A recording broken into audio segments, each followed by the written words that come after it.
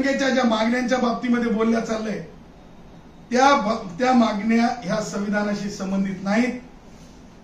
माझं स्पष्ट म्हणणं आहे की कास्ट स्क्रुटिनी कमिटी झटपट जे बोललं चाललंय फटफट द्या असं जो मनोज जरंगे बोलत आहे, मला त्यांना सांगायचंय की आमच्या गुराखी शब्दात सांगत आहे ऐका.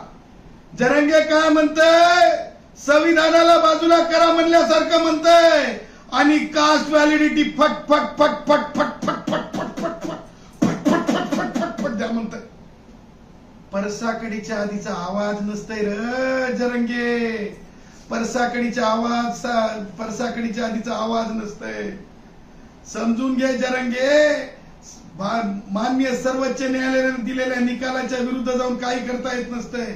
हे पोटशूळ नाही, ही सत्यता आहे, ही गंमत नाही, हे वास्तव आहे आणि हे वास्तव स्वीकारावं लागतंय.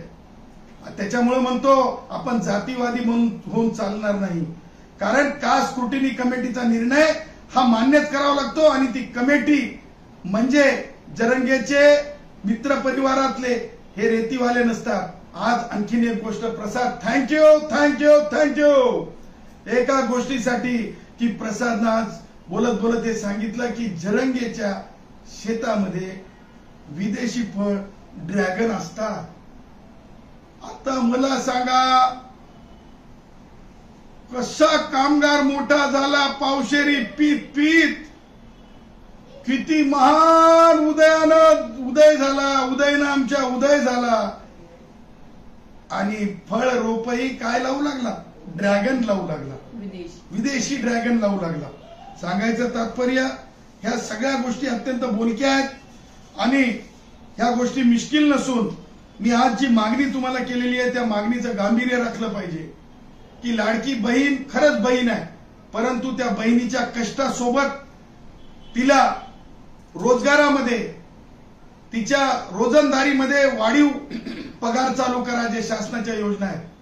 शेतकऱ्यांना मी मागीत सांगितल्याप्रमाणे पैशाचं वाटप करा आणि येणाऱ्या काळात तुम्हाला सांगतो सुप्रीम कोर्टामध्ये सुद्धा अशा योजनांच्या बाबतीमध्ये सुप्रीम कोर्टाने टिप्पणी केलेली आहे की अशा योजना चालू करून काय मिळू शकते.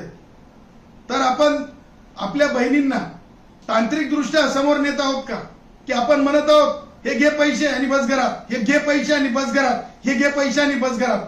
त्यामुळं बहिणींना पुढे नेण्यासाठीचा तो मार्ग नसून माझी ह्या बाबतीमध्ये कुणी राजकारण करू नये ही प्रांजळ आमची भूमिका आहे.